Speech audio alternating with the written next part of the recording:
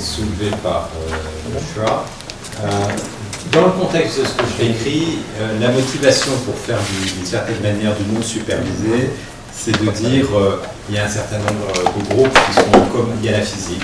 Et la physique fait que tous les signaux, quelles que soient les classes, etc., ils ont des propriétés en commun, de déformation, de la notion de rotation, de changement d'échelle, de translation, tout ça c'est en commun. Et donc, il y a des choses qui sont en commun, ça on peut l'apprendre de façon complètement non supervisée, et c'est ensuite que quand on rentre dans la spécificité des classes, des propriétés, que ça vaut le coup de faire du supervisé, mais là le monde a été considérablement simplifié, c'est pour ça que ça vaut le coup de le faire. Alors le premier point que je vais regarder, c'est le problème de reconstruction. Donc je vais juste rappeler l'idée de cette espèce de transform et de scattering de réseau de convolution qui est décrit, c'est de dire on va cascader un opérateur contractant. Et cet opérateur contractant, c'est tout simplement une transformée en ondelette, donc une convolution avec des ondelettes, et on prend le module, et puis le complément, c'est les basses fréquences. Dans les basses fréquences, c'est ce qu'on va récupérer, et ben, c'est là qu'il y a l'information qui va être invariante, là, invariante par translation. Et donc à chaque fois, en fait, on itère, parce que l'information qui n'est pas invariante, on la rend invariante en faisant la convolution, donc on a perdu l'information qui est là. On va essayer à nouveau de rendre invariante en cascadant ça à chaque fois. Et donc on a cette espèce de réseau avec une multiplication infinie de chacun des nœuds qui se construit. Et ce qu'on a vu, c'est qu'en fait, il y a un phénomène de propagation qui fait que parmi cette infinité de chemins, il n'y en a que quelques-uns qui vraiment sont actifs et ont de l'énergie, et que tous ces chemins ils vont aboutir là. Ce qui fait que toute l'énergie, on va la récupérer sous forme invariante, sous forme de convolution lissée, et l'information est là. Alors au départ, on a les moyennes, ensuite on a quelque chose qui donne essentiellement des énergies dans les différentes bandes de fréquences, c'est le Menke-Strom, en image c'est ce qu'on appelle SIF, et puis on a ensuite des informations de cohérence, d'interférence entre les différentes bandes de fréquences, les différentes orientations, à l'ordre 2, à l'ordre 3, etc. Donc la question, c'est est-ce qu'on peut inverser tout ça et où est-ce qu'on a de la perte d'information? Donc l'opérateur il est contractant et puis il préserve la norme. Un point sur lequel je reviendrai peut-être, dire pour l'instant je cascade toujours le même opérateur. Et il est clair que dès qu'on veut commencer à s'adapter à des choses un peu plus sophistiquées, on va vouloir changer l'opérateur. Par contre, il y a des choses que je veux préserver. Cet opérateur qui va être contractant, donc là c'est tout à fait dans l'esprit de ce que disait Joshua, et puis on va préserver les normes. Et donc l'idée c'est de dire ces opérateurs, ça va être toujours des modules de transformeurs en ondelettes, mais ça va être des transformeurs en ondelettes qui vont réagir éventuellement à des groupes différents. Ok, donc je reviens sur le problème d'inversion. Le problème d'inversion, l'idée c'est que grosso modo on va inverser ce réseau. À chaque fois, on veut reconstruire les nœuds à partir des enfants en appliquant l'inverse de cet opérateur de propagation. Et donc on fait ça comme ça, et à la fin, ce qu'on espère, c'est pouvoir récupérer. Alors évidemment, il y a deux problèmes. Le premier, c'est est-ce qu'on peut inverser ce propagateur, sachant qu'on a pris un module. Et le deuxième, c'est qu'il faut que l'inverse soit stable, parce que j'ai dit que tout va se retrouver là, c'est-à-dire que l'erreur va tendre vers 0, mais évidemment, en pratique, on va couper. On va s'arrêter, disons, à un ordre 3. Donc on va négliger des coefficients, et il faut que, quand on inverse, il n'y ait pas une instabilité qui fait que le fait de négliger ces coefficients, ça vous reconstruise quelque chose qui n'a plus de sens. Donc le premier problème, c'est un problème en fait de reconstruction de phase, parce que où est-ce qu'on a perdu l'information? Au moment où on a pris la phase. Parce que la transformée en ondelette, c'est un opérateur linéaire unitaire, donc sa reconstruction, son inverse, c'est aussi un opérateur stable unitaire, donc il n'y a aucun problème. Le problème, il est où? C'est la phase. Est-ce que quand on a perdu la phase, on a tout perdu, ou trop perdu? Et je vous avais donné l'exemple en Fourier, quand on prend une chirp linéaire ou un Dirac, ils ont la même phase. Donc, pardon, ils ont le même module, donc on ne peut pas le reconstruire. Donc là, il y a un joli résultat qui a été obtenu par le doctorante, Irene Walsberger, qui dit la chose suivante, qui dit que cet opérateur, il est inversible et son inverse est continu. J'expliquerai un petit peu ce que veut dire une inverse est continue, mais ça veut dire qu'on peut espérer numériquement reconstruire, et ça c'est un exemple. Là vous avez un signal, ça c'est la transformée en ondelette avec simplement les modules. Et ça, c'est la reconstruction à partir du module. Et dans ce cas-là, on reconstruit une précision 10-10, donc on reconstruit vraiment très bien. Il y a une chose qui est très importante, et je vais reparler de la construction de phase en Fourier. Oui. Là, à droite, on a aussi les phases. Non, tu n'as plus les phases. Et donc, alors à ce moment-là, on a toute la série. Toute la série, c'est ça qui est important, c'est qu'en fait on a une jusqu'à l'infini information qui est très riche, parce qu'elle est, on va le voir, c'est redondant cette information-là. Donc là on a jusqu'à l'infini là à droite. Jusqu'à l'infini, donc éventuellement le moins l'infini à plus infini, ou alors on s'arrête là. D'accord. On s'arrête les basses fréquences, et puis bah, là on va s'arrêter parce que c'est la résolution d'image, il n'y a plus d'autres fréquences. Donc là ce qu'on appelle UJ, ça inclut tout. UJ, ça inclut tout, toutes les bandes de fréquences. Okay. Et donc, mais on a perdu évidemment la phase. Donc, ben, on ne l'a pas perdu puisqu'on peut revenir en arrière. On a perdu la phase à ce niveau-là, mais on espère pouvoir effectivement la reconstruire. Alors, qu'est-ce qui se passe? Pourquoi est-ce que c'est faisable? Pour déjà regarder ce problème, on a regardé le problème dans le cas de Fourier. Parce que dans le cas de Fourier, c'est un problème extrêmement classique. On connaît le module de Fourier, est-ce qu'on peut reconstruire la fonction même? Et la réponse, c'est non. Par contre, ce qu'on peut reconstruire, c'est ce qu'on appelle le signal de phase minimum.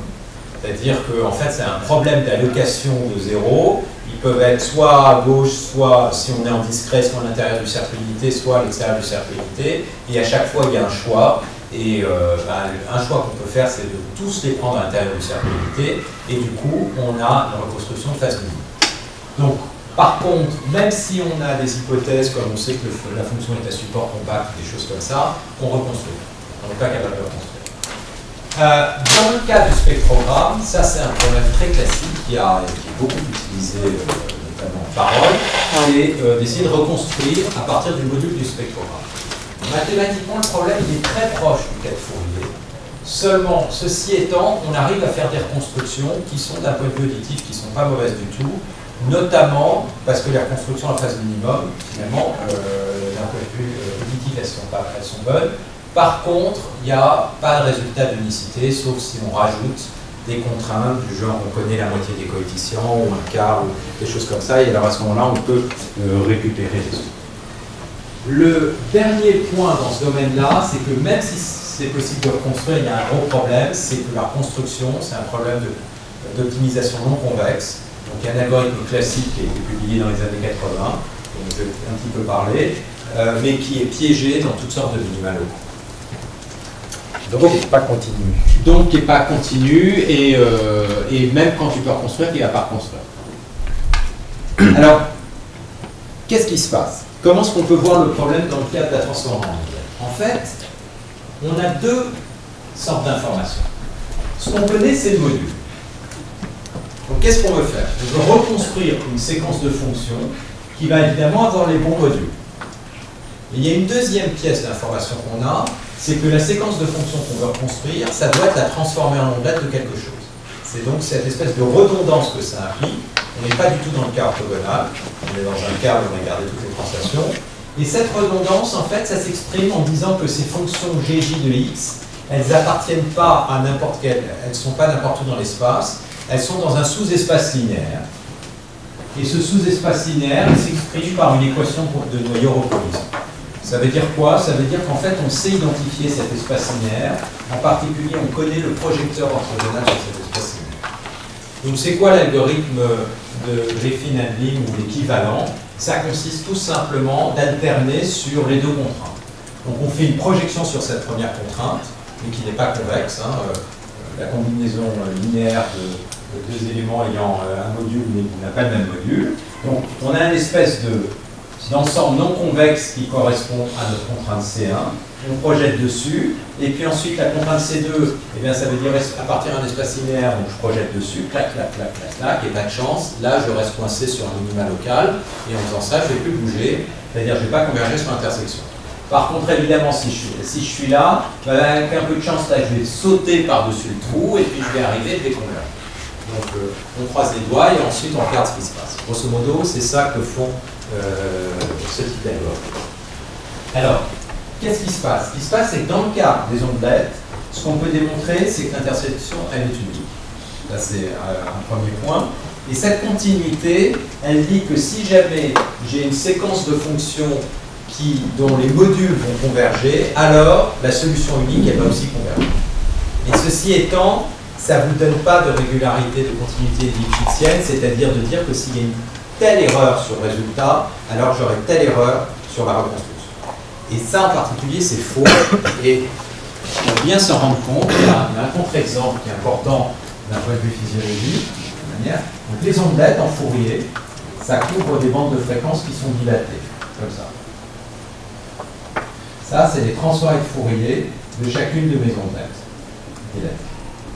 Maintenant, imaginez que vous ayez un signal qui ait des harmoniques qui sont assez éloignées. Par exemple, une là, une là, une là. Le problème, c'est que l'ondelette qui voit ce signal-là, tout ce qu'il voit, c'est ce signal-là. D'accord? Celle-là, elle voit ça et elle voit très très peu cette autre composante. Donc en fait, quand on connaît le module, on pourra très difficilement différencier ça ou l'inverse. Pourquoi? Parce que la redondance entre l'information donnée par les différentes ondelettes, elle est très faible, parce que le signal a des composantes qui sont quasiment indépendantes de l'un à l'autre. Si par contre on a un signal dans la transformée de Fourier, quelque chose comme ça, beaucoup plus large bande, alors on voit bien les ondelettes, là, elles vont parler à celle-là, elles vont parler à celle-là, et donc il y a toute une série de contraintes qui fait que la reconstruction va être stable. Ça, c'est exactement la situation de ce genre de signal. Vous voyez, ça c'est typiquement une ligne sur une image, vous savez. Ça, c'est un signal large bande, d'accord? Donc ça peut être reconstruit très très précisément. Par contre, si jamais vous avez une note de musique qui a des harmoniques comme ça, bah, les premières harmoniques, elles sont vues par des ondelettes indépendamment. Ensuite, les ondelettes commencent à s'élargir et les dernières harmoniques, elles vont être vues par une seule ondelette. Donc ces harmoniques-là, leur phase relative, on peut la récupérer, mais la phase relative de ces harmoniques-là, on ne peut pas la récupérer. Et ça, c'est typiquement ce qui se passe en audio. C'est-à-dire quand on a ce genre de choses, on n'est absolument pas sensible aux différences de phase en basse fréquence, alors on est tout à fait sensible aux différences de phase des harmoniques de haute fréquence qui sont couvertes par une même. Donc ça, c'est des choses qu'on peut comprendre et mathématiquement qu'on peut caractériser. Alors, ça veut dire quoi par rapport à l'algorithme de reconstruction? Si je reviens au problème de reconstruction, ça veut dire on peut implémenter cette inverse, mais il y a des cas où il va y avoir des instabilités. Et donc, quand on va cascader, on n'est pas sûr de la qualité du tout de ce qu'on va récupérer là. Alors, je vais vous donner juste un exemple, et qui est intéressant. Alors, je ne sais pas si ça a marché.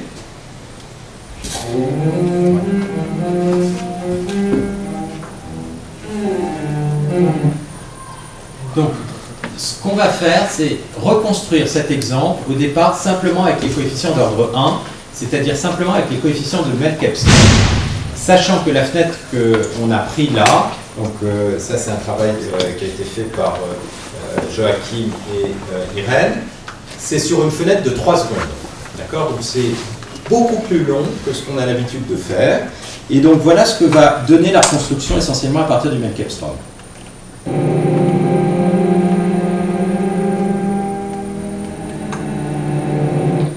On entend, il y a le spectre, et qui bouge tout doucement dans le temps, parce qu'on a lissé à une échelle de 3 secondes.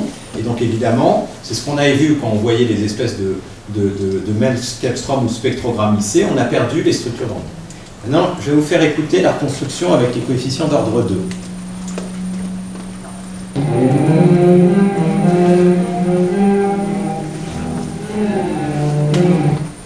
On a récupéré toute la structure transitoire, pas tout,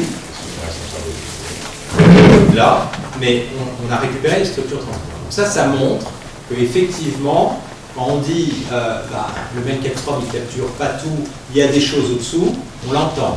C'est très fort. Il y a énormément, dans ce cas-là, il y a pratiquement toute l'information sur la musique qui se retrouve à l'ordre 2. Donc ça illustre bien le fait que dès qu'on veut commencer à travailler sur des échelles de temps qui sont plus grandes que les 25 millisecondes, il faut utiliser ces ordres supérieurs, et ces ordres supérieurs capturent beaucoup d'informations. Donc voilà pour le problème de reconstruction. C'est toujours un travail qui continue parce que ces problèmes de cascade de reconstruction sont beaucoup plus délicats qu'en fait la reconstruction de simplement, l'inversion simplement de l'opérateur de propagation. Alors, le deuxième sujet auquel je voudrais rentrer, c'est les problèmes de modélisation de texture ou de processus stationnaire. Juste, je me fais l'avocat du diable. Si on n'avait pas 3 secondes, mais mettons justement 30 millisecondes et qu'on en prenait 50, Oui. est-ce que de quoi aurait l'air la reconstruction? Ah bah, si tu prends 30 millisecondes et que tu les prends toutes, Ouais. avec l'ordre 1, c'est bon, c'est très bon. Okay. Donc le problème, c'est pas que le Melkepstrom tel qu'il est utilisé, c'est pas bon. Si, tel qu'il est utilisé, c'est bien, et il garde toute l'info, d'ailleurs sinon les gens ne le feraient pas, mais c'est que dès qu'on veut capturer des structures de plus grande durée, tu as besoin d'étendre de certaine manière ton lissage, tu as besoin de capturer des structures de plus grande. Et alors là, tu as besoin de passer à l'ordre supérieur. Donc c'est quand tu veux faire ce passage. Okay. Donc, pour moi, le problème de texture, donc on a souvent l'habitude de distinguer par exemple en traitement d'image, il y a les contours, il y a les textures, etc. Et comme je disais au départ, je pense que en fait, c'est une vision qui doit être intégrée. Et c'est un problème qui est intéressant parce que, d'abord, c'est un problème, en tout cas en traitement d'image, qui reste complètement ouvert. C'est un problème qui reste ouvert parce que, comme je disais, les textures, donc voilà un exemple de texture, hein, ces deux textures, ces trois textures, on voit immédiatement, dans un dixième de seconde, une vision préattentive qu'elles sont différentes. Pourtant, ces deux textures-là, qui sont visuellement évidemment différentes, elles ont exactement la même puissance spectrale, ça veut dire qu'elles ont exactement les mêmes moments d'ordre 2. Un modèle gaussien n'est pas capable de distinguer ça de ça. Et ces deux textures, point à point, sont complètement différentes, et pourtant on voit bien qu'elles sont les mêmes. Donc, la question, c'est comment on modélise ce genre de choses. Et dans le cas du son, c'est important aussi parce que finalement, beaucoup de modèles de son sont des modèles de processus localement stationnaires, donc c'est exactement le genre de choses qu'il y a là. Alors, qu'est-ce qui se passe si on a un processus stationnaire et qu'on applique ce genre de transformée?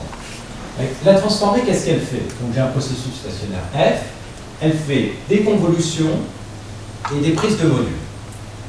Si vous avez un processus qui est stationnaire et que vous le filtrez, ça reste stationnaire. Et si vous prenez le module d'un processus stationnaire, ça reste stationnaire. Si vous cascadez ça, ce que vous allez obtenir pour un chemin P de calcul donné, vous allez obtenir un processus stationnaire. Donc ça veut dire qu'à la sortie du réseau, d'une certaine manière, tout ce que vous obtenez, vous avez pris votre processus stationnaire et vous l'avez éclaté en une famille de processus stationnaires qui sont indicés par les différents chemins. Maintenant, si je regarde la moyenne des coefficients, qu'est-ce que je vais obtenir? Premier coefficient, alors, si vous prenez la moyenne de ça, la convolution avec Fiji, ça ne sert plus à rien parce que c'est une intégrale, l'intégrale 1. Vous moyennez quelque chose qui est constant, ça ne va pas bien. Vous obtenez la moyenne du signal, la moyenne des coefficients d'ordre 1, ça ressemble beaucoup en fait au spectre du processus dans des bandes de fréquences grédiques. Et puis vous avez les coefficients de co-occurrence, c'est-à-dire la moyenne des interférences aux différents angles. Alors, il y a une chose qu'on peut vérifier, c'est que c'est exactement comme dans le cas de la puissance spectrale. Si vous intégrez la puissance spectrale à toutes les fréquences, donc l'intégrale de la puissance spectrale, ça vous redonne la variance du processus. Si vous avez un processus F, comme ici, dont la puissance spectrale, en fonction de la fréquence, c'est RF oméga, si vous faites l'intégrale, vous regardez l'intégrale, vous sommez la puissance spectrale à toutes les fréquences, vous réobtenez, si c'est une moyenne nulle, l'espérance de F oméga. D'accord? Ça, vous l'obtenez exactement de la même manière ici. C'est-à-dire que si vous intégrez, là c'est une somme, j'écris sous forme de somme discrète, la transformée de scattering à tout le long de tous les chemins, vous récupérez l'énergie du processus, l'espérance du processus, donc on a le même genre de résultat de stabilité. La chose qui est intéressante, c'est que si on augmente J, ce qui va se passer, c'est à cause du phénomène de contraction. Au départ, le processus, par exemple, prenez un bruit blanc. Un bruit blanc, grosso modo, ça vit sur la boule unité de votre espace, c'est-à-dire ça vit pratiquement partout. Okay. Donc, prenez un autre processus, par exemple gaussien, ça va être sur une espèce d'ellipsoïde, et vous voulez savoir, vous prenez deux exemples de ces processus, un là, et vous voulez savoir est-ce que ça c'est un élément de F ou de G. Ce que vous ne pouvez pas faire, c'est regarder leur distance, parce que deux bruits blancs sont aussi loin l'un de l'autre que la réalisation d'un même bruit blanc que d'un autre processus et d'un bruit blanc. Dans l'espace d'origine, ces trucs sont complètement éclatés.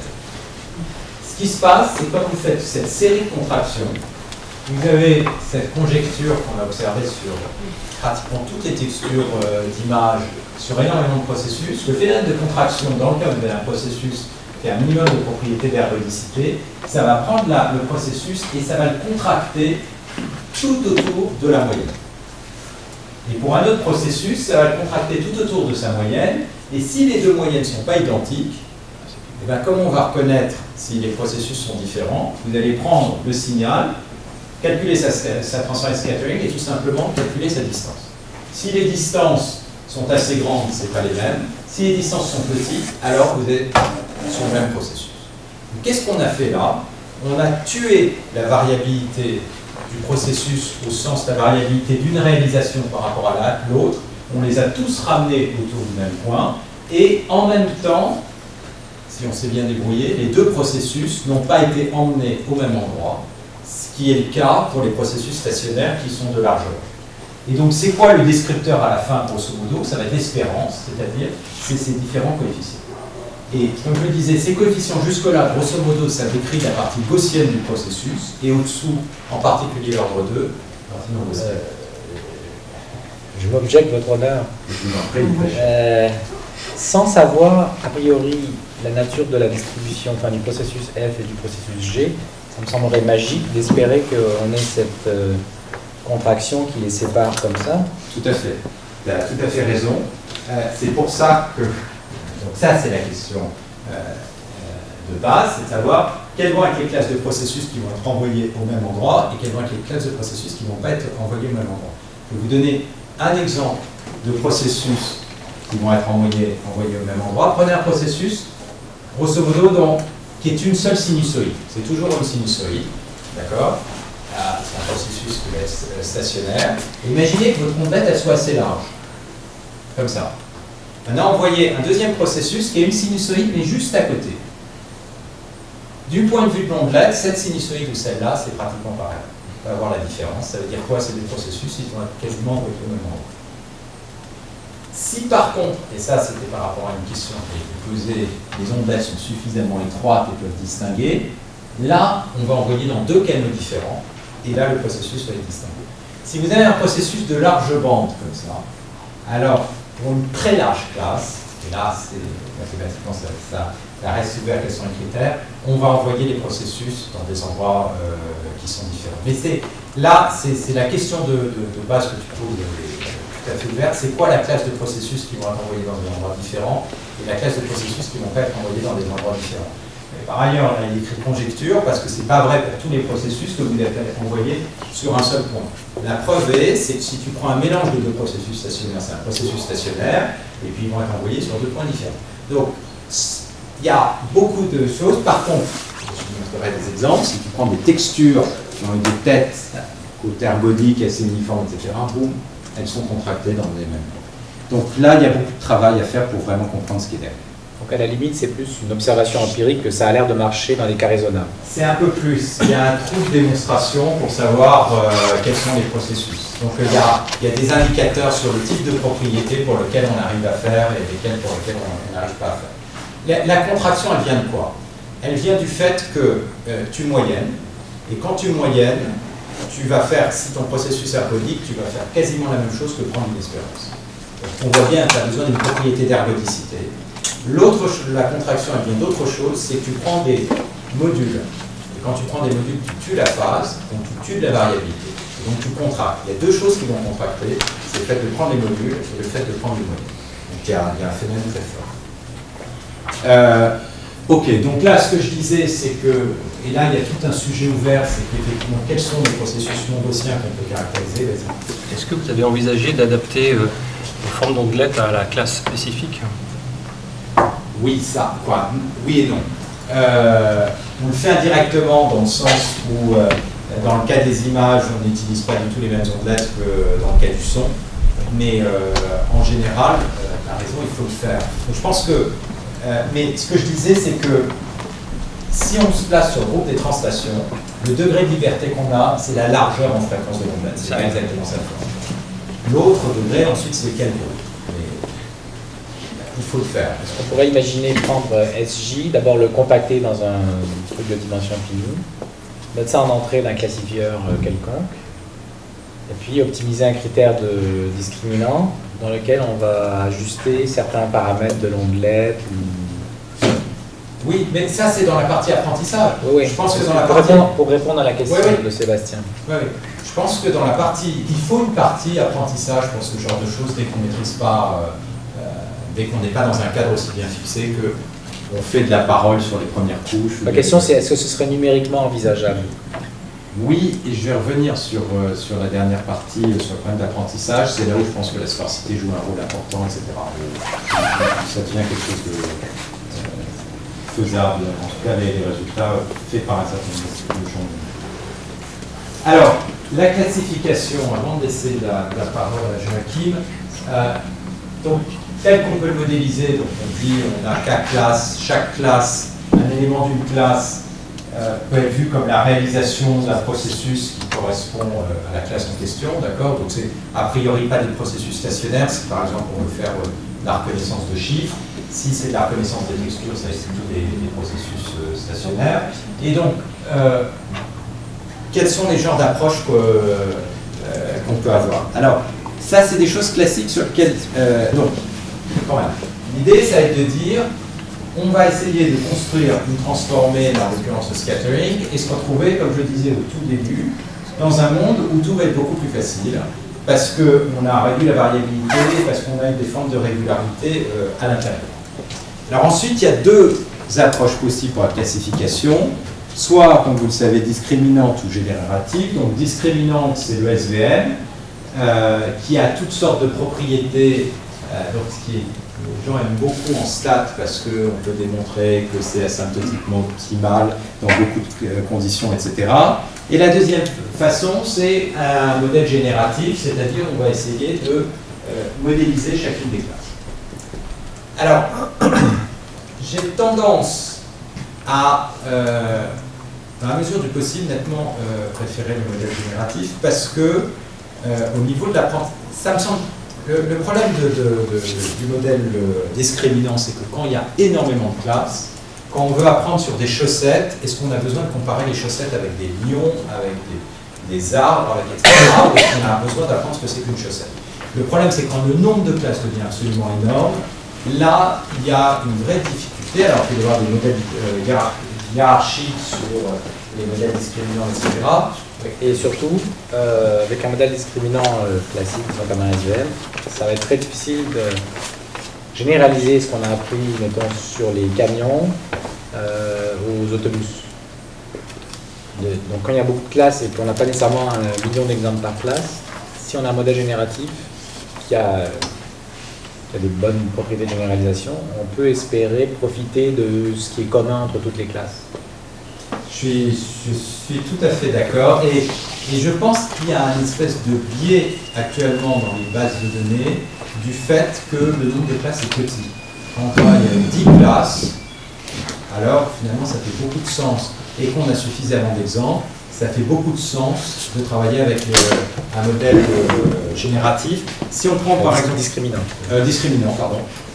Si on prend par exemple MNIST, qui est la base de données en images la plus simple. Si on travaille avec 60 000 exemples, on peut faire le génératif. Si on travaille avec 200 exemples, alors là, ça devient très différent. Je pense que le problème de classification, c'est vraiment des problèmes avec 200 exemples et pas avec 60 000. C'est très rare des problèmes où on a autant d'exemples pour chacune des classes. Mais en image, ouais. Vous avez des bases de plus en plus énormes, ImageNet. Oui, mais si tu regardes ImageNet et que tu regardes la distribution des classes, oui, tu as quelques classes avec beaucoup d'exemples, mais tu en as encore plus avec très peu d'exemples. Je crois qu'il y a les premiers en ce moment, c'est en approche discriminante, là. Je ne sais plus quelle équipe. Oui. Donc il y a plus de 1000 classes, je crois, hein, c'est ça? Il y a 1000 classes et 5 ou 6 millions d'images à peu près, je ne sais plus exactement. Donc c'est des bases. Non mais tu as raison, parce que ça c'est ce que diront des gens de Google, de dire attendez, la quantité de données que vous avez elle est absolument monstrueuse. Mais en fait, la question, donc c'est une vraie question ouverte. La quantité de classes est aussi absolument énorme. Et donc c'est pour ça que j'exprime ça comme une opinion et non pas comme quoi que ce soit. On peut hybrider, on peut faire du génératif et discriminatif simultanément. Oui. Et aussi du un contre les autres aussi, mais dans une scène complexe, il y a l'apparition de plusieurs étiquettes simultanément qui peuvent aider à la classification. C'est juste. Donc la première approche qu'on a prise, notre but, c'était pas tellement d'avoir un système complètement optimal de classification, mais c'est de tester l'efficacité du genre de feature qu'on avait. Et comme je disais au départ, on était vraiment dans l'esprit de dire exactement comme dans le débrouillage, mais à la fin on fait un truc trivial, c'est du seuillage. Si on prend un classificateur très simple, qui est un classificateur linéaire en discriminant ou même linéaire dans le cas génératif, qu'est-ce qu'on peut faire? Et donc on a travaillé dans le cas génératif, donc ça c'est le travail de Joanne Brunat qui travaillait plutôt sur le traitement d'image, avec des simples modèles d'espace affine pour chacune des classes. C'est-à-dire on part de ce monde très compliqué, on espère le simplifier, et là on prend des simples modèles linéaires. Ça veut dire quoi? Ça veut dire que chaque classe est caractérisée par son centroïde. Et qu'est-ce que c'est que l'espace linéaire qui va l'approximer? C'est grosso modo l'espace des déformations. Et ça, il est important cet espace, parce que si vous prenez le cas des chiffres, par exemple un 2, eh ben, il a certaines façons dont il va se déformer, mais il ne va pas devenir quelque chose comme ça, normalement. Et donc, il y a beaucoup d'informations dans ces directions de déformation, et un espace linéaire, bah, ça capture l'espace des petites déformations. Et donc, grosso modo, un modèle, ça peut être vu dans ce cas de MNIST, je reviendrai dessus après que Joachim ait présenté le cas audio, ça peut être vu comme un espèce de template et un espace de déformation, et qu'on caractérise. Et ensuite, la classification, elle devient très simple. Ça consiste à prendre le signal, le transformer et regarder quel est l'espace le plus proche.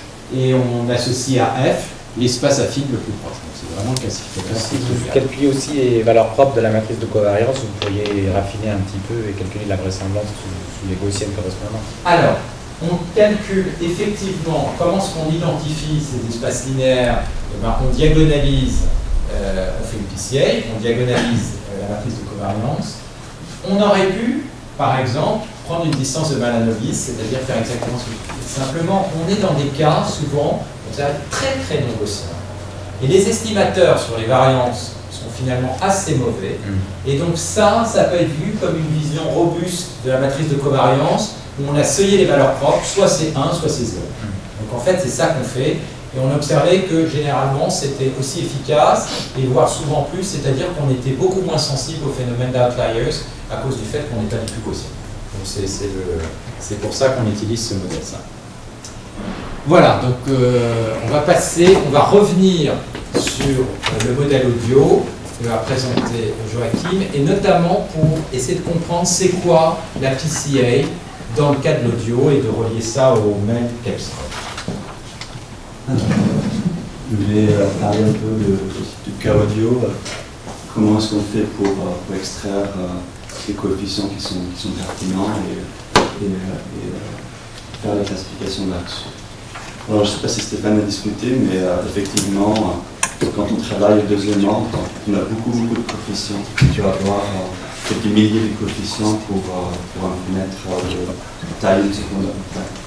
Ce qui n'est pas bon pour plusieurs raisons. On a envie de réduire ça. D'abord, pour des raisons de théorie d'information, effectivement, on a un certain nombre de coefficients, on finit par avoir un peu plus, même si on a tué de l'information en tuant des phases, etc. Alors, comme on a créé de l'invariance, on s'attend à avoir moins de données à la fin que de données. Aussi, c'est une question d'efficacité de classifieur. On n'a pas envie d'envoyer des grands vecteurs pour classifier quelque chose. Quand tu dis 1000 coefficients, c'est 1000 non nuls ou 1000 au total? 1000, ils sont non nuls. C'est 1000 sur un nombre beaucoup plus grand en fait. C'est 1000 non nuls sur un nombre beaucoup plus grand En théorie, on a une infinité de coefficients, mais... Donc en fait, c'est des paires indice et valeur. Parce qu'on choisit en fait les chemins qui ont Le chemin, c'est ce que je veux dire par indice, et valeur, c'est la valeur du coefficient associé à ces indices. Oui, mais on ne garde pas l'indice, on sait qu'il y a des indices. Et c'est toujours les mêmes. Oui. Ça ne dépend pas du signal particulier. Non, c'est un peu difficile, c'est un peu différent dans le cas audio. Dans le cas audio, on a tendance à garder un peu plus que dans le cas visuel, mais c'est Comment vous question, il n'y a pas de notion d'approximation non linéaire. On garde toujours les mêmes coefficients, et généralement, c'est toujours les mêmes coefficients qui sont excités. Il y a quelques chemins qui sont excités, et ce qui se passe, c'est qu'au second ordre, tu as beaucoup plus de coefficients qu'au premier ordre. Et là, vous les gardez tous, vous avez une sélection a priori. Et donc, il y a un ensemble de coefficients qui absorbe l'essentiel de l'énergie, mais cet ensemble de coefficients, il reste très large. Et donc la question que pose Joachim, c'est comment réduire le nombre de coefficients à partir de cet ensemble de coefficients qui reste large au départ, qui sont non nuls en général. Pour choisir, dans la première partie, pour choisir lesquels ont généralement le gros de l'énergie, vous regardez plein de signaux de la même distribution. Et on le sait théoriquement. On sait théoriquement quels sont ceux qui vont là. On peut regarder, on voit qu'en fait, pour certains chemins, on va avoir une énergie négligeable. On peut les aider dès le début. Et la classification directe sur ces coefficients, ça marche beaucoup moins bien qu'après réduction. Ça marche. C'est pareil. C'est le truc, c'est que l'avantage d'avoir cet classificateur qu'on utilisait avec le PC, c'est très simple. Alors du coup, on n'a pas, ça ne coûte pas beaucoup, mais effectivement, si on veut faire quelque chose avec une SVM ou avec un GMM, d'avoir des vecteurs comme ça, c'est pas très bien.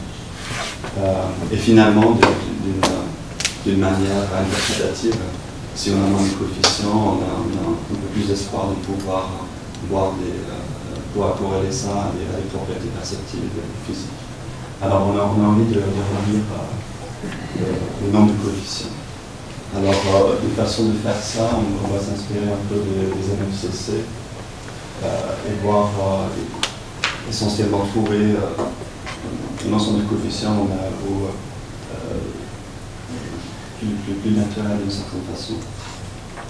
Et une des propriétés liées avec le MFCC, je crois qu'on a discuté un peu mardi, c'est qu'on peut effectivement séparer dans une modèle source filtre, séparer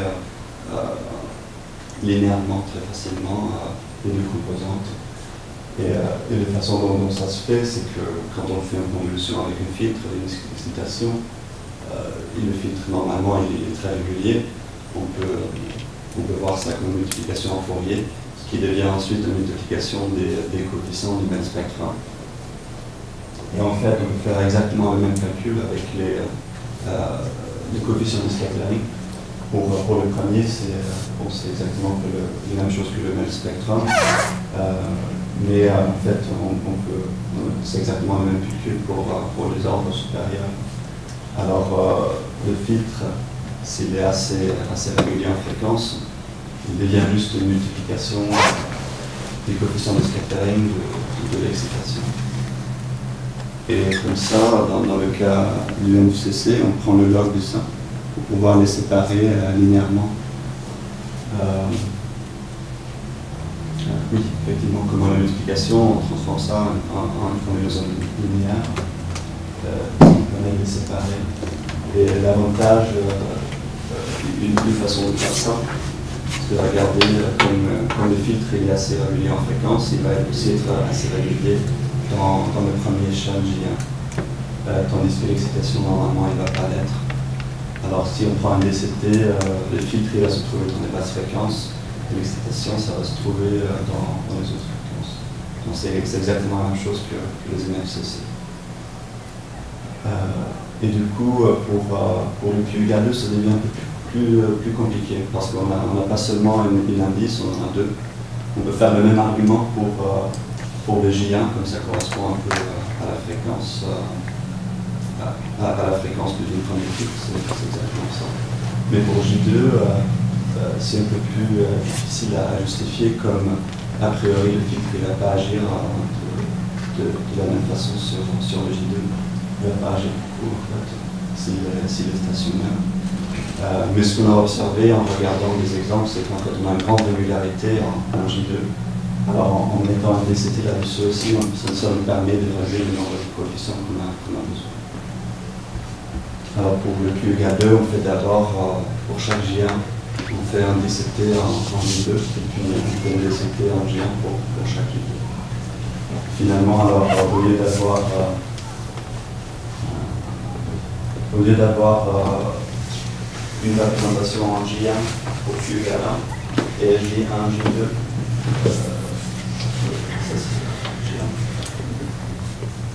on a une représentation en K1 pour Q égale 1 et K1, K2 pour Q égale 2. Et ça nous permet de regarder ces coefficients et voir où est la variance, où ça se trouve, comment on peut approximer, comment on peut réduire la dimension. Et exactement comme dans le cas de MCC aussi, on garde les coefficients de basse fréquence DCT dans le cas Q égale 1. Dans le cas Q égale 2, ça devient plus difficile pour la direction des dimensions. Mais une idée, on a regardé plusieurs types de géométrie.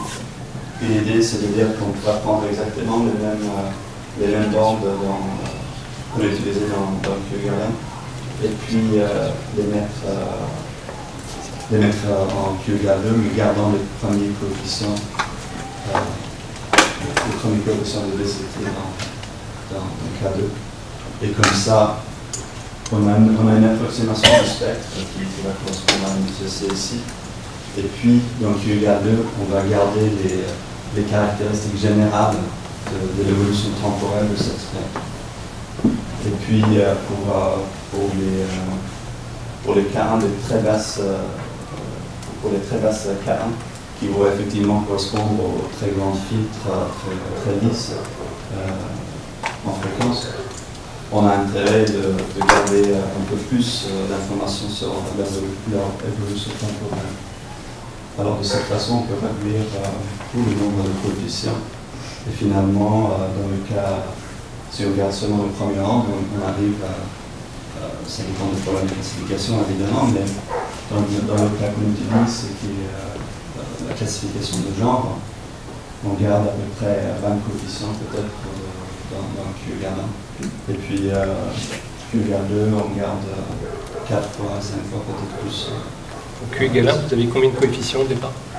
Au départ, pour le MFCC, on a pris une fenêtre de 20 millisecondes sur fréquence. Alors ça fait à peu près 256 coefficients. Alors on finit par avoir 20 dans le cas de Q égale 1 et puis autour de 100 quand on est 2 heures. Alors on réduit effectivement l'information qu'on a là. Et de cette façon on garde ce qui est essentiel aussi. Alors une autre façon de faire tout ça, ce serait de regarder, de prendre notre décomposition en log, et puis prendre le log, et puis ne pas faire le DCT, mais essayer de les corréler avec une PCA. Et de cette façon pouvoir réduire le nombre de dimensions. Le problème c'est que ça c'est un peu plus, d'abord ça dépend des données qu'on a, a priori. Mais aussi, ça c'est plutôt un avantage, non? Oui, d'une certaine façon, mais là on voulait avoir quelque chose qui est plus générique, et c'est aussi plus facile à interpréter d'une certaine façon aussi, de prendre des vecteurs officiels et le faire. Mais du coup, ce qu'on a fait, on a comparé la performance pour une certaine échelle du DCT et du PCA. Du coup, on ne voit pas du tout. Alors il faut que vous modifiez là. Effectivement, on a regardé pour le premier ordre séparément et le deuxième ordre séparément. Et là, on ne voit pas du tout, mais effectivement, ça c'est la variance et ça c'est les coefficients on regarde à la croissance de variance. Et effectivement, si on a beaucoup de variance au début et par rapport à la fin, on arrive à bien comprimer la variance du coefficient. Alors d'abord, on a le base standard où on ne fait rien du tout. Et on voit qu'en fait, l'énergie est plutôt bien répartie, la variance est plutôt bien répartie sur tous les coefficients. Et quand on prend le PCA, on voit qu'on peut bien comprimer. On a fait du coefficient qui est en fait une grande variance. Et le DCT, c'est trouvé en fait juste en dessus là. Il fait à peu près la même chose que le PCA. Alors on arrive bien à décorréler les coefficients vraiment de même. Ce qui est d'ailleurs intéressant pour les MCC aussi, on voit bien qu'il y a cette décorrélation. Pour le QGA2, on a le même comportement. On a le DCT qui fait un peu pire que le PCA. Dans le cas où on prend toutes les deux endroits en même temps, le PCA fait un peu mieux que dans les autres cas. Et ça, on pense que c'est dû au fait que quand on prend les DCT, il ne faut pas récupérer la corrélation qui existe entre les deux ordres. Parce que c'est plutôt long quand même. Si on a une activation dans une bande de fréquence, effectivement, on va avoir une activation dans le QGA2 aussi.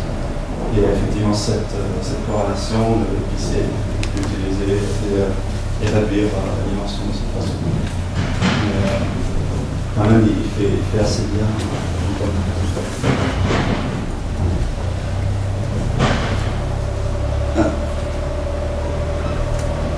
Alors, on a regardé des problèmes de classification pour essayer d'extraire de voir les propriétés de la situation. Il y a plusieurs questions qu'on voulait regarder. D'abord, il y a cette notion d'échelle. Stéphane il avait parlé de MCC, normalement, c'est calculé sur les petites échelles, pour les bonnes raisons, parce qu'on n'a pas envie de simplifier beaucoup de variations temporelles. Et on a envie de voir qu'est-ce qui se passe si on augmente cette échelle et si on peut faire mieux. Correspond effectivement en moyennant les MCC, faisant effectivement on peut faire ça, avoir quelque chose de plus global qui fait du sens dans certains problèmes de classification. On est plus intéressé d'avoir un cadre général, global, que des choses qui se passent sur de très petits intervalles. Et du coup, oui, ça veut dire ça. Quelle est la bonne échelle? Et du coup, quand on augmente cette échelle, effectivement, on va avoir besoin de plus en plus de récupérer cette information qu'on a perdue. Même si on reste invariant, on a envie de garder cette information, voir quel est l'impact si on ajoute le deuxième ordre, le troisième ordre, etc. Et de cette façon, on va plus récupérer ce qui a été perdu de cette façon. Et puis finalement, il y a eu des autres méthodes, comme on a vu là mardi, pour incorporer cette dynamique temporelle, parce que c'est important quand même, on se rend compte qu'on a besoin de voir ce qui se passe autour d'une fenêtre de 20 millisecondes. Alors ce qui a été fait le plus commun, je pense, c'est le delta MFCC, où on regarde deux frames voisins, on prend la différence pour approximer la dérivée. Et du coup, si on a deux frames de taille T, effectivement le delta MFCC il va représenter un frame de taille double, effectivement. Et comme ça, on peut augmenter la taille du fenêtre qu'on considère, la taille de structure qu'on peut l'intéresser. Et il y avait d'autres choses aussi, les trappes et les doubles delta et tout ça, mais au commencer, on a regardé les delta aussi. Et le problème qu'on a regardé, c'est la classification de genre, qui a l'avantage qu'il y a beaucoup de gens qui le font, et c'est facile à se comparer par rapport à d'autres méthodes, mais finalement c'est quelque chose qui n'est pas toujours très bien posé, c'est peut-être plutôt flou qu'est-ce qui est important. Et aussi l'avantage, c'est qu'on peut considérer ça comme une classification de texture, on regarde quelque chose qui est très global. On peut espérer que la notion d'échelle, ça va intervenir d'une façon importante. La façon dont on modélise, c'est très simple. on modélise chaque frame, si c'est LFCC, si c'est LFCC, si c'est scattering, cosine log scattering, ou si c'est autre chose, indépendamment. Et l'idée c'est que si on a un grand frame, une grande taille de fenêtre, ça c'est une bonne idée parce que on a capturé la dépendance temporelle là-dedans. Alors cette hypothèse ne peut pas toujours être vraie, mais ça va être mieux que dans le cas où il y a des petites fenêtres. Et comme Stéphane vient de discuter, il y a le choix entre le modèle discriminatif qui a des avantages, ça peut être très puissant si on n'a pas beaucoup de place, mais il y a aussi une notion de computation, mais aussi le fait que quand j'apprends quelque chose, est-ce que je l'apprends en considérant la différence entre les autres choses? Ça peut être vrai pour certains cas, mais quand je reconnais une voix, je ne compare pas tout à fait à des autres voix chaque fois que je l'entends, etc. Il y a des choses que le modèle génératif, ça peut être mieux dans ce cas. Et oui. Alors, la façon dont on le fait, c'est on prend le signal, on calcule le vecteur feature, on les classifie séparément, et puis on agrège le résultat de cette classification. Ça peut être un log likelihood dans le cas de GMM, ça peut être une classe choisie dans le cas de SVM, ou ça peut être la distance vers la prochaine espace affine dans le cas de PCA. Et comme ça, on peut classifier tout le clip ensemble. C'est très simple et la raison qu'on a utilisé des modèles simples comme ça, c'est qu'on a plutôt envie de regarder les propriétés du feature que d'avoir des particularités d'un classifier un groupe ou un autre. Et c'est pour ça que le PCA est très bien, mais malheureusement, il est peut-être un peu trop simple pour modéliser les problèmes qu'on regarde. Pour la liste, ça marche très bien, mais pour les trucs de musique et pour les trucs de l'auditeur, on n'est pas tout à fait sûr que ça pourrait. Alors, les résultats qu'on a eus, on l'a fait sur PCA, sur différentes échelles, et puis pour une échelle autour de 1,5 secondes, on l'a fait avec SVM aussi pour nous comparer simplement. Là, ce qu'on voit, c'est que si on prend les fenêtres plus longues, effectivement, on va capturer quelque chose de plus stable, de plus global, et alors on va classifier mieux. Même si c'est pas très bien, on classifie mieux. Et qu'effectivement, on gagne en ajoutant le delta IFCC.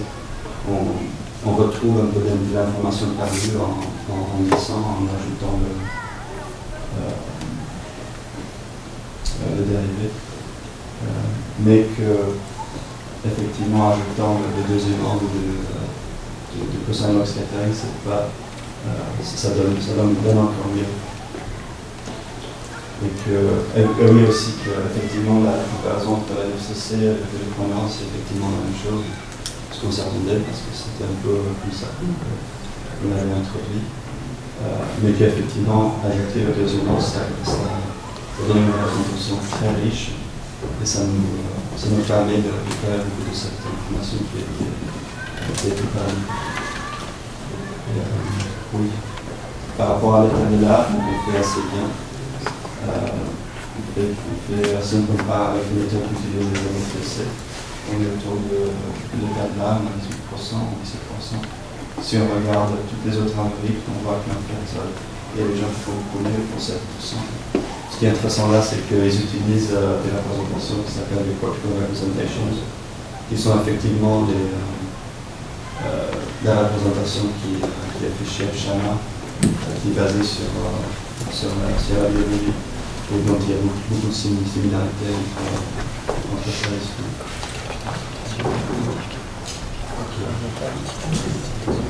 Mais je voudrais revenir un peu sur les idées qui sont derrière tout ça. En fait, qu'est-ce qui se passe? Ce qui se passe, c'est que, on a dit, à travers cette espèce de scattering, on a tué beaucoup de variabilité, et idéalement, nos signaux, ils vont pouvoir être approximables sur des espaces linéaires. ce qu'a décrit là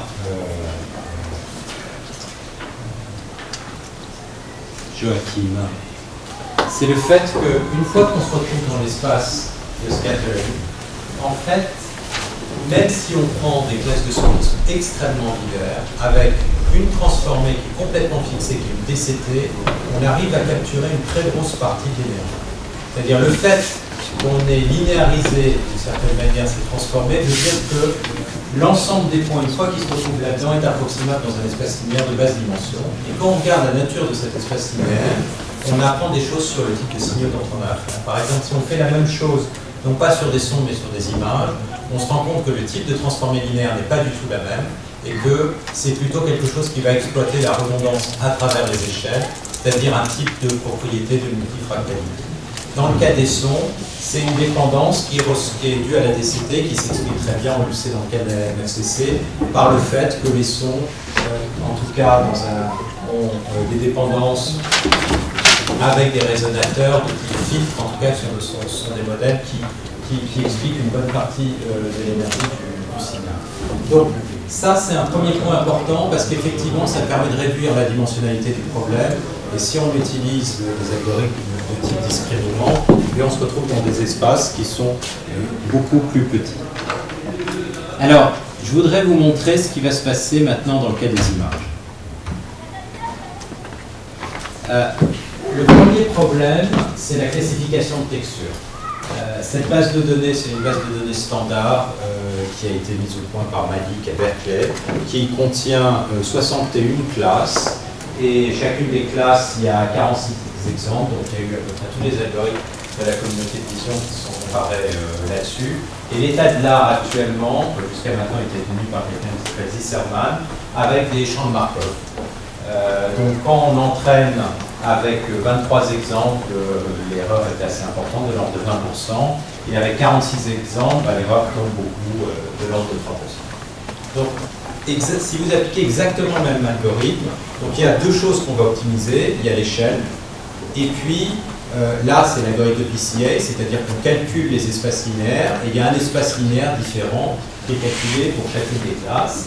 Et donc le type de résultat qu'on obtient si on se place à l'ordre 2, là on a été très surpris parce qu'il y a une réduction qui est considérable, c'est-à-dire qu'on est passé de 20% à 1% d'erreur, et on garde cette espèce de facteur 20 par rapport à l'état de l'art, de 2,4% à 0,1% avec 46 exemples.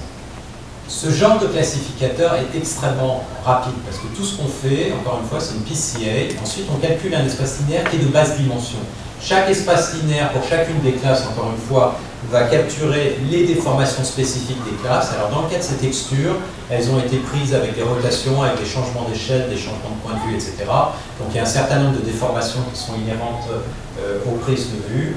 Donc, on tombe sur des espaces de basse dimension, de l'ordre de 15 ou 20. Et on a des algorithmes de classification avec des performances qui sont efficaces. Donc là, l'apprentissage, elle se fait typiquement sur un laptop comme ça. C'est vraiment ça. Le deuxième exemple qui est assez simple, c'est MNIST, qui est plutôt beaucoup plus simple que des textures. Donc ça, c'est la base de données standard où on fait mise au point par le cas, où on fait de la reconnaissance de chiffres. Donc l'état de l'art était plus ou moins tenu par plus ou moins les noyaux les réseaux de convolution. Alors évidemment, la performance, ça dépend de la taille de l'échantillon d'entraînement. Avec 300 échantillons par classe, les erreurs sont de l'ordre de 7%. Avec 40 000 voire 60 000 échantillons par classe, l'erreur tombe à 0,6%, 0,5%, ça dépend, c'est à peu près de cet ordre-là. Donc avec exactement l'algorithme que j'ai décrit, donc c'est toujours le même algorithme, que ce soit pour les textures, que ce soit pour les sons, ou pour ce cas-là. Donc les erreurs qu'on obtient sont plutôt plus faibles jusqu'à 5000 exemples, c'est-à-dire que l'état de l'art tenu par les noyaux de convolution, c'est-à-dire 6% à 22%, et quand on tombe à 40 000 exemples, la PCA arrive à 0,78%. Donc c'est pas tout à fait l'état de l'art, mais on n'en est pas très loin, avec encore une fois un algorithme de classification qui est extrêmement lent. Si on regarde la dimension des espaces, D, c'est des espaces qui modélisent d'une certaine manière les déformations à l'intérieur de chacune des classes. Comme on s'y attend qu'on a peu d'exemples d'entraînement, la taille de l'espace est petite et il augmente au fur et à mesure qu'on a de plus en plus d'exemples qui permettent de mieux en mieux capturer les différentes déformations. Les échelles de déformation. Dans le cas de la texture, l'échelle qui est optimale, c'est l'échelle maximum. Pourquoi? Parce que le signal est complètement stationnaire et il n'y a aucune information de position. Dans le cas de la MNIST, l'échelle optimale qui a été calculée, c'est 8, c'est-à-dire qu'on ne délocalise pas la transformée complètement, mais on la délocalise sur 8 pixels parce qu'effectivement les chiffres sont assez bien centrés et donc une invariance sur 8 pixels est suffisante. Donc l'échelle est adaptée, il n'y a pas de raison d'en prendre une plus grande parce qu'éventuellement on perd quand même de l'information en augmentant cette échelle. Donc ça c'est... Oui.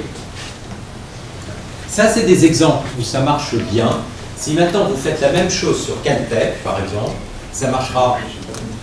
Oui. Si on augmente l'échelle, on perd de l'information. On perd, c'est-à-dire que la dégradation va se faire, les erreurs ne deviennent pas dramatiquement plus grandes, mais un peu plus grandes. Pourquoi? Parce que quand même, à chaque étape, tu prends ton module, et donc quand tu prends le module, tu perds la phase. Alors certes, c'est inversible, mais la reconstruction, elle est un peu instable. Donc, tu perds quelque chose, tu perds la stabilité. Et donc, tu n'as pas intérêt à en perdre si jamais tu n'as pas un gain. C'est vraiment comme une dimension qui n'a pas la phase. Voilà, c'est une espèce de problème biais versus variance. Tu vois, tu réduis ta variance, mais le problème c'est que tu perds l'info. Donc tu as envie de le faire moins possible. Donc oui, donc je disais ça marche, cet algo tel quel, il va marcher pour ce genre de cas, parce que dans ces cas-là, la variabilité, elle est essentiellement inclue dans des déformations. Si on prend une base de données telle que Caltech pour l'image, eh ben, on a des chaises, toutes sortes de chaises, et on ne passe pas d'une chaise à une autre chaise par une déformation, ou des animaux qui sont dans des poses qui sont complètement différents, etc. Certains sont dessinés, certains sont vraiment des animaux, et donc on voit bien là qu'on se trouve devant une gamme de variabilité qui est beaucoup plus complexe que simplement une déformation. Et donc là, le problème qui se pose,